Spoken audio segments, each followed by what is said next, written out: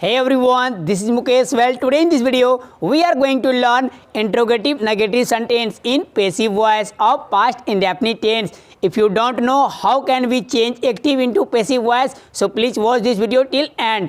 सही है, यदि आपको एक्टिव से पैसिव वॉइस बनाना नहीं आता हो तो इस वीडियो के अंत तक बने रहिए और आगे बढ़ने से पहले मेरे चैनल को सब्सक्राइब कर ले और सब्सक्रिप्शन बटन पर एक बेल आइकन को उसको भी हिट कर ले ताकि मेरा हर एक लेटेस्ट वीडियो की नोटिफिकेशन बिल्कुल टाइम पर मिलती रहे।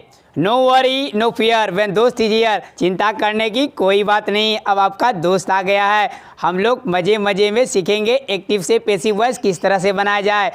Well friends, first of all हम लोग बात करेंगे कि इंट्रोगेटिव नेगेटिव सेंटेंस को एक्टिव वॉइस में किस तरह से पहचाना जाता है। यदि आप पहचान पाएंगे तभी तो उनको बना पाएंगे, नहीं पहचान पाएंगे तो फॉर्मूला यूज ही नहीं कर पाएंगे तो बनाएंगे कैसे। तो आइए सबसे पहले बात करते हैं कि इसको पहचानेंगे कैसे। जब भी कोई सेंटेंस डिड से स्टार्ट हुआ हो, जब भी कोई सेंटेंस डिड से स्टार्ट हुआ हो और थर्ड नंबर में नोट राइट किया हो तो वो हमारा हो जाएगा इंट्रोगेटिव प्लस नेगेटिव का सेंटेंस पास्ट इंडेफिनिट टेंस का। बिकॉज मैं आप लोग को ये बता दूं, डिड जो helping verb only past indefinite tense में ही यूज होते हैं और ये किसी टेंस में ये नहीं आते हैं, ओनली पास्ट इंडेफिनिट टेंस के ही टेंस में आते हैं एज अ हेल्पिंग वर्ब। यदि सेंटेंस में केवल डिड है, नोट नहीं है, तो वो इंट्रोगेटिव सेंटेंस का सेंटेंस हो जाएगा। कल के वीडियो मैंने पढ़ाया था कि इंट्रोगेटिव सेंटेंस में एक्टिव से पैसिव वॉइस में किस तरह से चेंज किया जाए। आज हम लोग सीखने वाले हैं इंट्रोगेटिव प्लस नेगेटिव, इसमें डिड के साथ नोट भी आना चाहिए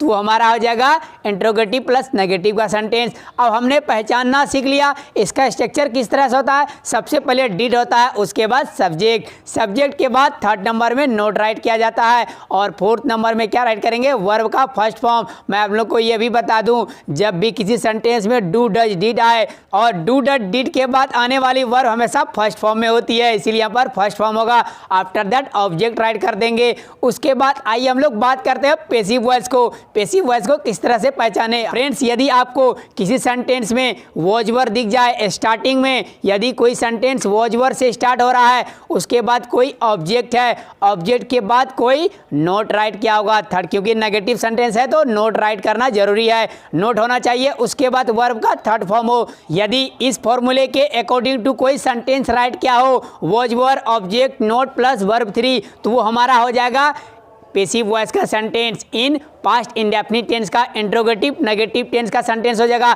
आइए क्लियर हो के इसका स्ट्रक्चर जान लेते हैं, क्योंकि इसी से तो बनाना है एक्टिव से पैसिव वॉइस। सबसे पहले राइट करना है was verb, after that right करना है ऑब्जेक्ट को। ये पैसिव वॉइस है फ्रेंड्स, इसीलिए यहाँ पर ऑब्जेक्ट आता है। यहाँ पैसिव वॉइस में क्या होता है, ऑब्जेक्ट पर फोकस किया जाता है, ओनली काम के बारे में बताया जाता है। कौन कर रहा है ये मायने नहीं रखता कि सेंटेंस में वो काम कौन कर रहा है, सिर्फ काम हो रहा है, ये हमारा पैसिव वॉइस होता है। तो ऑब्जेक्ट राइट करेंगे, उसके बाद क्योंकि नेगेटिव है तो थर्ड नंबर में नोट आएगा। तो नोट राइट करने के बाद क्या राइट करेंगे फ्रेंड्स, वर्ब का थर्ड फॉर्म राइट करेंगे और वर्ब का थर्ड फॉर्म राइट करने के बाद बाय ओसी राइट कर देंगे। So friends, this structure is easily completed. आइए कुछ एग्जाम्पल्स लेते हैं और अपने डाउट्स को दूर करते हैं किस तरह से, और रूल्स को भी जानेंगे कौन कौन से रूल्स होते हैं हम लोग को एक्टिव वॉइस से पैसिव वॉइस में चेंज करते समय हम लोग को फॉलो करना होता है। आइए सबसे पहले हम लोग का एग्जाम्पल है, did the Vijay Mallya not take the money from the bank. इसका हिंदी क्या होगा, क्या विजय माल्या बैंक से पैसे नहीं ले गया, क्या विजय माल्या बैंक से पैसे नहीं ले गया। Did Vijay Mallya not take the money from the bank, did Vijay Mallya not take the money from the bank. अब आइए इसको चेंज करते हैं हम लोग पैसिव वॉइस में, किस तरह से पैसिव वॉइस में चेंज किया जाए। तो सही है, आइए इसको चेंज करते हैं। अब यहाँ पर फ्रेंड्स वॉज लगाए या ओवर लगाए। यहाँ देखिए ऑब्जेक्ट क्या है, ऑब्जेक्ट के अकॉर्डिंग टू हम लोग लगाएंगे वॉज या ओवर लगाएंगे। ऑब्जेक्ट क्या है, ऑब्जेक्ट किस तरह से पता करते हैं, लेट मी टेल यू। उसके तुरंत बाद आने वाला जो वर्ड होगा वही हमारा मेन ऑब्जेक्ट होगा, उसी ऑब्जेक्ट को हम लोग को पहले राइट करना होगा। अब यहाँ पर मेन वर्ब क्या है, टेक, टेक ले जाने को टेक बोलते हैं। तो टेक के बाद कौन सा वर्ड आया है, द मनी, आप लोग को यहाँ पर दिख रहा होगा। द मनी हमारा ऑब्जेक्ट हो गया। सबसे पहले राइट करेंगे वॉज, वॉज को राइट करने के बाद हम लोग को ऑब्जेक्ट मिल चुका है the money, was the money, because ये नेगेटिव सेंटेंस है। स्ट्रक्चर में नजर मारिए, सबसे उसके बाद राइट करना है नोट, क्योंकि नेगेटिव सेंटेंस है नोट राइट करना होगा तो नोट राइट कर दिए। उसके बाद वर्ब का थर्ड फॉर्म, वर्ब क्या है, टेक, टेक का वर्ब 3 क्या होता है, take took taken, take took taken, तो यहाँ पर टेकन राइट कर देंगे। अब कहाँ से ले गया, फ्रॉम द बैंक। और मैं आप लोग को ये बता दूं फ्रेंड्स, यदि सेंटेंस का कोई पार्ट बच जाता है ऑब्जेक्ट को लेने के बाद, उसके बाद जो सेंटेंस का पार्ट बच जाता है उसको वर्ब 3 के बाद राइट कर देंगे। वर्ब 3 के राइट करने के बाद कहाँ से ले गया, बैंक से, फ्रॉम द बैंक। तो वर्ब 3 के बाद टेकन के बाद फ्रॉम द बैंक राइट कर दिए। उसके बाद मेन बात आती है, यहाँ पर सब्जेक्ट क्या था, विजय माल्या। अब इसको किस में चेंज करेंगे, बाय ओसी में, ऑब्जेक्टिव केस। जो नाम रहेगा वो नाम का नाम ही राइट कर देंगे। आई आएगा तो बाय मी कर देंगे, यू आएगा तो बाय यू कर देंगे, वी आएगा तो बाय अस कर देंगे, दे आएगा तो बाय देम कर देंगे, ही आएगा तो बाय हिम कर देंगे, सी आएगा तो बाय हर कर देंगे। यहाँ पर नाम है, नाम में कोई चेंजेज नहीं होती है, नाउन कोई भी हो उसमें कोई चेंज नहीं करना है। बाय लगा के इसको सेम टू सेम राइट कर देंगे, तो हो जाएगा बाय विजय माल्या।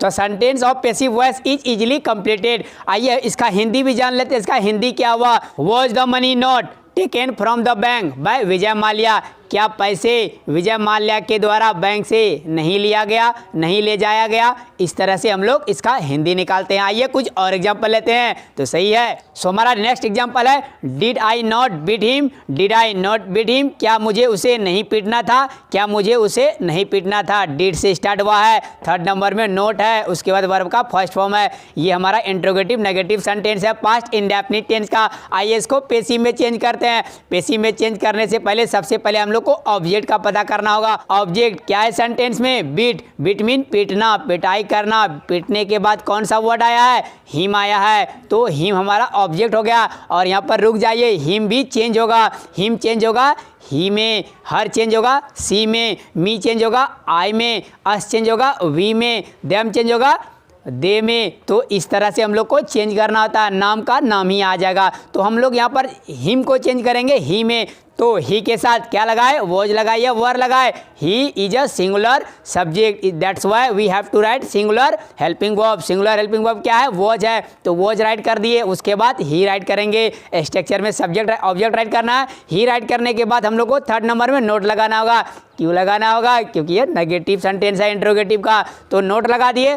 अब यहाँ पर वर्ब को चेंज करेंगे, वर्ब 1 को वर्ब 3 में चेंज करेंगे। तो वर्ब क्या है, बीट। बीट का वर्ब 3 क्या होता है, बीट बीट बीटेन। तो यहाँ पर बीटेन राइट करेंगे। बीटेन राइट करने के बाद अब यहाँ पर रुक जाइए, बाय ओसी। अब यहाँ पर सब्जेक्ट क्या है, सब्जेक्ट है आई। सो सब्जेक्ट इसमें क्या था, मैक। मैक इसमें चेंज होगा बाय मी में। तो सेंटेंस हमारा इजीली से कंप्लीट चुका है। सेंटेंस क्या कंप्लीट हुआ है, was he not beaten by me, was he not beaten by me. क्या उसको मेरे द्वारा नहीं पीटा गया, क्या उसको मेरे द्वारा नहीं पीटा गया।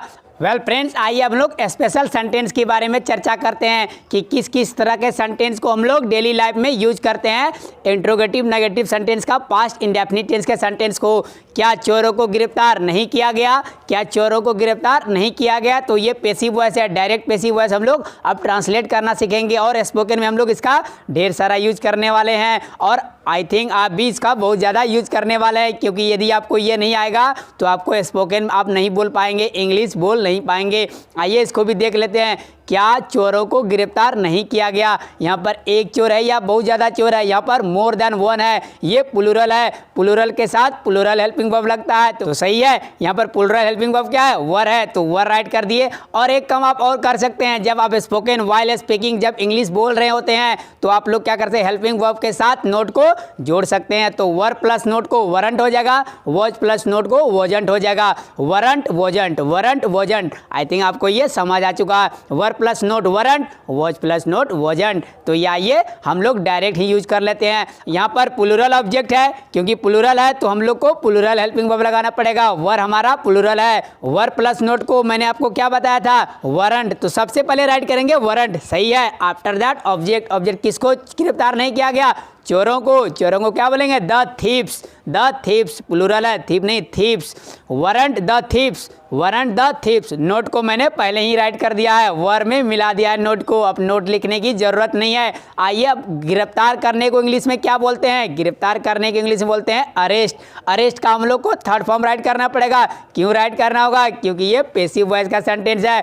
पैसिव वॉइस किसी का भी हो, ऑलवेज वर्ब का थर्ड फॉर्म यूज होता है। तो अरेस्ट का V3 क्या होता है, अरेस्ट, अरेस्टेड, अरेस्टेड। तो यहाँ पर राइट कर देंगे अरेस्टेड। अरेस्टेड। अब सो sentence is easily completed. Weren't the thieves arrested, weren't the thief arrested. यहाँ पर ये बोलने की जरूरत नहीं है बाय द पुलिस, क्योंकि एवरीबडी नोज गिरफ्तार कौन करता है? पुलिस ही करता है। हम और आप गिरफ्तार नहीं कर सकते हैं। We are not police, that's why we can't arrest to anyone.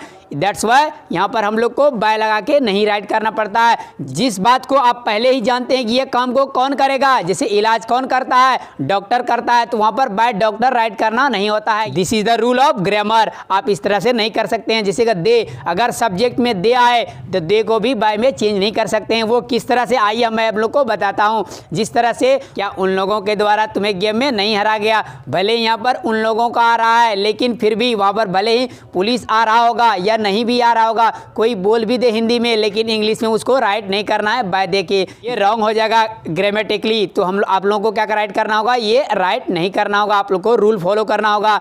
आप स्पोकन में बोल भी सकते हैं, लेकिन ये रॉन्ग माना जाएगा। इसको ध्यान रखिए, ये नहीं राइट किया जाता है। और इस सेंटेंस में जो उन लोगों का आया बाय देम, इसको भी हम लोग नहीं राइट करने वाले हैं। जैसे इसको किस तरह से ट्रांसलेट करेंगे? सबसे पहले राइट करेंगे वॉज या वर। यहाँ पर देखिए ऑब्जेक्ट क्या है? किनको हराया जा रहा है? किनको नहीं हरा गया? तुमको, तो या तुमको या आपको, तो इसको इंग्लिश में बोलते हैं यू। यू के साथ क्या लगता है? वर लगता है। तो यहाँ पर क्योंकि ये नेगेटिव सेंटेंस है, हम लोग वर प्लस नोट को एक ही साथ मिला देंगे, तो हो जाएगा वरंट। तो सही है, वरंट यू। ऑब्जेक्ट यू हो गया, वरंट यू। क्या?